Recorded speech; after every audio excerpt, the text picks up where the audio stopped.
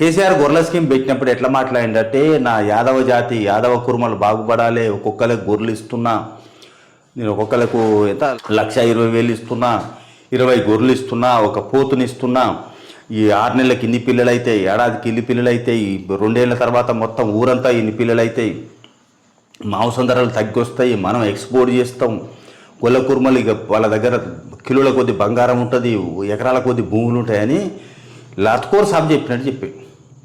అప్పుడే స్కీమ్ మొదలుపెట్టినప్పుడే మొత్తం దొంగతనాలు కూడా, దోపిడీ కూడా వెంటనే స్కీమ్ ప్రారంభంతో దోపిడీ ప్లాన్లు కూడా మొదలైనాయి. అప్పుడే విమర్శలు వచ్చినాయి, ఇదంతా దోపిడీకి, ఈ స్కీమ్లు లాంచింగ్ కరెక్ట్గా లేవు, డబ్బులు మొత్తం వృధా అవుతున్నాయి, ఆ గొర్రెలు మొత్తం మార్కెట్లోనే రొటేట్ అవుతున్నాయి, దొడ్లలోకి రావట్లేవు, 20 గొర్రెలు తీసుకుపోవడం, 20 గొర్రెలు తీసుకుపోవడం, అక్కడ మార్కెట్లో అమ్మడం, ఇంకోటి కొనుక్కోడిపోవడం, మళ్ళీ కొనడం. ఈ గొర్రెలు మొత్తం మార్కెట్ టు మార్కెట్ తిరిగినాయి తప్ప దొడ్డి నుంచి దొడ్డికి పోలే. ఇప్పుడు ఆ స్కీమ్ నడిచిందో నడవలేదో మొత్తం, కానీ ఏ ఊర్లో కూడా కేసీఆర్ గొర్రె లేదు. పింకు గొర్రెలు ఉన్నాయి తప్ప కేసీఆర్ ఇచ్చిన గొర్రెలు ఒక్కడి కూడా లేదు, పోతూ లేదు, నా మార్క లేదు, గొర్రెలు మొత్తం పోయినాయి. ఇంకోటి ఏంటంటే, బయట నుంచి కొనుక్కున్న ఈ ఆరోగ్యం సరిగ్గా లేని గొర్రెలను తీసుకొస్తే అసలు గొర్రెలలో దొరుకుంటే అటు రోగం ఈడిద్దలు అయిపోయినాయి, ఊర్లలో గొర్రెలు లేకుండా చచ్చినాయి. గొర్రెల స్కీమ్ అది. సరే, ఈ స్కీమ్ని ఇట్లా ఆగం చేశారు అనుకుంటే, సాక్షాత్తు మంత్రి పేషీలోనే దొంగతనాలు జరిగినాయి. ఓఎస్డి ఎవడో, మన తలసాని శ్రీనివాస్ ఓఎస్డి, ఆడు ఫైల్లో వేసుకపోయాడు. మన గవర్నమెంట్ కూలంగానే ఆ ఫైల్ వచ్చి గబాగబా వచ్చి ఫైల్ చింపి సంచులు వేసుకొని పోయాడు. వాడి మీద కేసు అయింది, ఏసీబీ కేసు.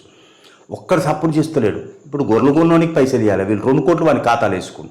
ఇది మంత్రికి తెలియకుండా అవుతుందా? మరి ఇన్నాళ్ళ నుంచి ప్రభుత్వం ఏం బీకింది? కేసీఆర్ ఎక్కడ కూడా ₹1 అవినీతి జరిగితే వాని తలకాయ నరుకుతా, అది నరుకుతా అన్నాడు కదా. మంత్రి పేషీలైన ఓఎస్డి స్థాయిలో వ్యక్తి దొంగతనాన్ని తెగబడితే మంత్రి ఏం బీకిండు, ముఖ్యమంత్రి ఏం బీకిండు, ఇక మిగతా వ్యవస్థ అంతా ఏం బీకినట్టు? అంత పగటి దొంగల లెక్క వీళ్ళు దూసుకొని పోయినరు. ఇంకొకటి ఈ సందర్భంలో, నల్గొండలో ఒక ఆయన దుబారా అని ఉంటాడు, దూదిమేట్ల బాలరాజాయే ఉంటాడు. ఆయన ఒకటి మన గొర్రెల మేకల సంఘం అని ఒకటి ఆటగట్టారు ఆయనకు. ఆయన గొర్రెపిల్లలు వేసుకొని తిరిగినట్టు ఊరంతా తిరిగి వచ్చిండు. మన ఎలక్షన్లో కూడా విపరీతంగా మాట్లాడిండు. ఆయన ఇంత గొర్రెపిల్లంతా ఉంటాడు, ఇంత బార్ మాటలు మాట్లాడిండు. మరి ఇప్పుడు ఆ దుబారా ఇప్పుడు ఈ గొర్రెల దొంగతనం గురించి కూడా మాట్లాడితే బాగుంటుంది. అటు తలసాని శ్రీనివాస్ ఓఎస్డి అట 2 కోట్లు దొబ్బిండట. ఇప్పుడు నేనే అంటున్నా, మరి ఈ సంఘం ఏం బిక్తుంది? గొర్రెల మేకల సంఘం ఉంది కదా, మరి ఈ గొర్రెల బాలరాజు ఏం చేయాలి? ఆ సంఘం బాధ్యత ఉంది కదా, అవినీతి మీద మాట్లాడాలి కదా.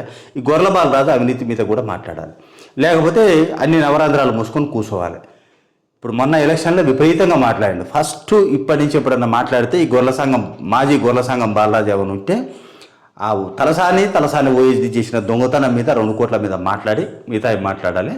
మళ్ళీ ఒకసారి ఏంటంటే, గొర్రెల స్కీమ్ పెట్టినా ఏ స్కీమ్ పెట్టినా కేసీఆర్ ప్రభుత్వం మొత్తం దోసుకోవడానికి తప్ప ప్రజలను బాగు చేయడానికి కాదు. ఏ ప్రజలలో ఒక్కడు కూడా బాగుపడ్డ దాఖలాలు లేవు. కేసీఆర్ ఇచ్చిన గొర్రె ఒక్కటి కూడా లేదు. ఇది కేసీఆర్ ఘనత.